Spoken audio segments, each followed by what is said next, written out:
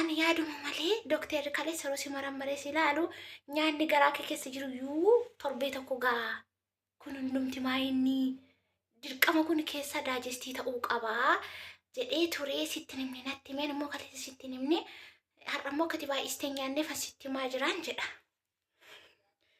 Maal jetti maal akka ishiin jettu hin beeku.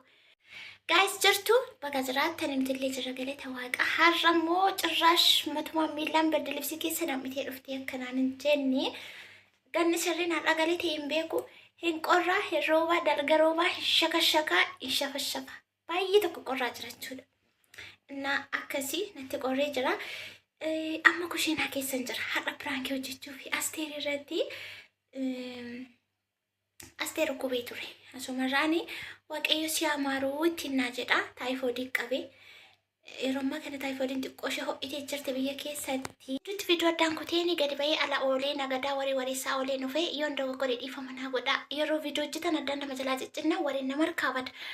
Innaa akkuma isin jedhee asteer dhukkubsattee turte amma fayyiteetti waaqafaa galatu fooyyee qabdi kaleessa mana yaalaa geessinee marfee fudhattee qorichas fudhattee har'as qoricha qabdi marfee deebiillee qabdi anallee yeroo darbe akkasuma na dhukkubee ture yaa'u nama hundatti dhukkubsata qilleensa isaa ta'e hin beeku. Innaa maal seetan misaa hojjechuuf kushiinaa seeneera isheenis misaa nyaattee qorichallee fudhatti galgalammoo hin deemna jechuudha marfee sanan isaaf sana fudhachuu deemti amma misaa hojjedhee qoricha sana akka isheen fayyadamtu gochuuf garuu achumarra maaliif piraankii irratti hin hojjedhu ittiin dhufe piraankichi maal akka ta'e isinitti himeen gara shiroo hojjechuutti hin darbaa jechuudha. Maaliif boodarroo isinitti himee dingata natti fuulan na aga'uu dandeessi waan ta'eef maalaati luka hiiqachaarti miillee hiiqatti jechuudha teesse. Innaa maalan jaseetan dooktarri qoricha yeroo fudhattu nyaata nyaatte malee fudhatiin kanamas galgalas jedhee jira. Animmoo maalan jedha amma yeroo misaa qopheessee misaa biraan ga'u ani yaaduma malee dooktarri kalee saroo si marammaree si ilaalu nyaanni garaa kee keessa jiru yuu torbee tokko gaa kun hundumti maayinni dirqama kun keessa daajestii ta'uu qabaa jedhee turee sitti nimni natti himeen immoo kaleessa sitti nimni har'ammoo kati baay'istee nyaanneef asitti himaa jiraan jedha. Maal jetti maal akka ishiin jettu hin beeku. Ani yeroo baay'ee tonkoliin ayyaadha ishee irrattis gammee irrattis garuu hin hojjedhu. Na dhiisa isinillee piraankiin hojjetiin jettu garuu piraankiin akkuma abbaan beekee fi of amansiiseedha. Baay'een keessan piraankii gaafa jedhamu dhugaatti kan fudhatan jirtu kan gadditanillee jirtu. No kun akkas ta'uu hin qabu. Innaa waan hojjetan tokko dirqama warri diraamaa hojjetan wanta tokko hojjetanii fakkaatanii wanta itti kenname sana fakkeessanii fakkaatanii hojjetu mitiire sanaaf malee piraankiin bakka tokko jira kun qabu garuu iddochi nama dabbarus jira. Baay'ee tokko kan nama dabbaru piraankiin jira kan harka jedhu na kan qorra maal akkasiin jettan hin beeku waanumaafu na waliin tura amma shiroo kat goonee shiroo wayii hojjenna sana booda misaan waama na dhugaruu xiqqeessiitii dooktarri kaleessa anatti malee sittiin himne nyaanni garaa keessatti baay'atee jira waan ta'eef kunuu torbee tokko gaa dirqama nyaanni kun daajestii ta'e socho'uu qaba jedheen akkasitti maal akka isheen jettu hin beeku. Walumaan ilaalla amma shiroon hojjedha.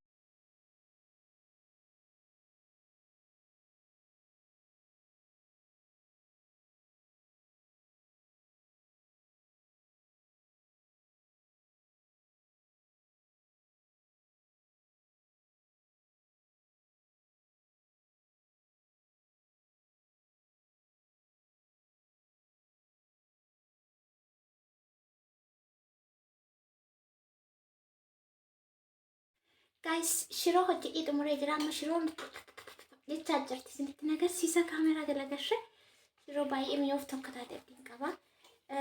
Amma waamuufanii as ta'e inti jirti isiniin jedheera na waama. Dubbiin akka dubbanni jechuudha.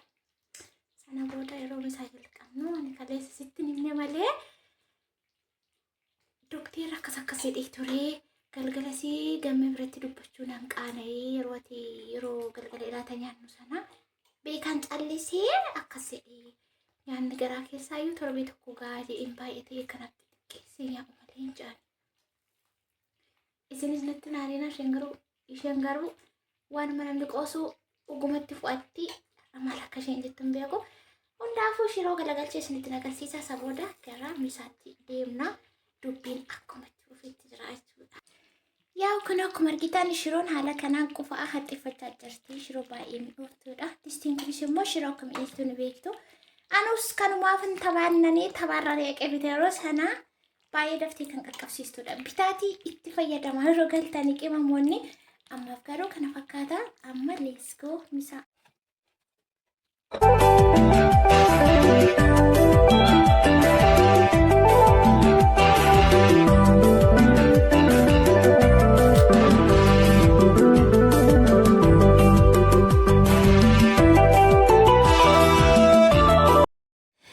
Dubbiin akka mari'anne yookaan akka yaade sana hin taane piraankiin koo hin milkoofne yookaan hin tasaakkaane jechuudha.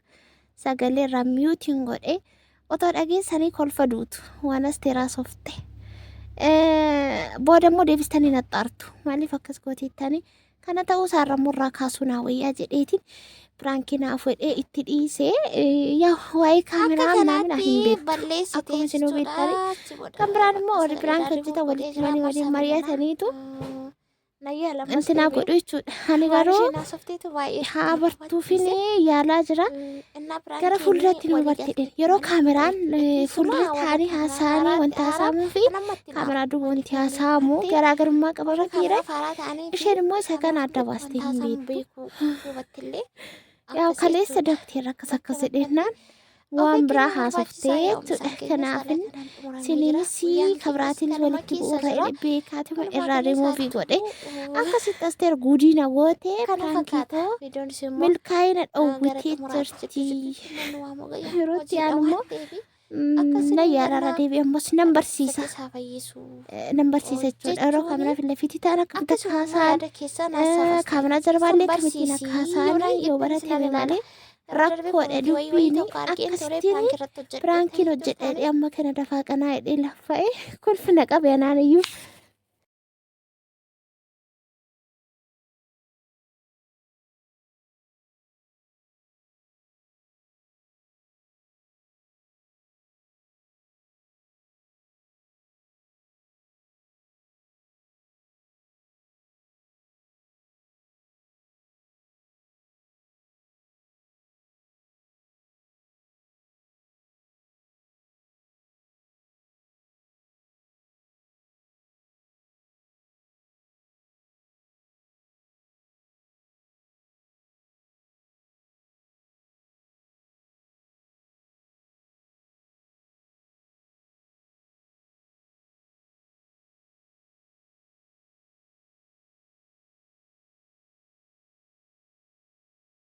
እና ፎንድሬት ሲሞ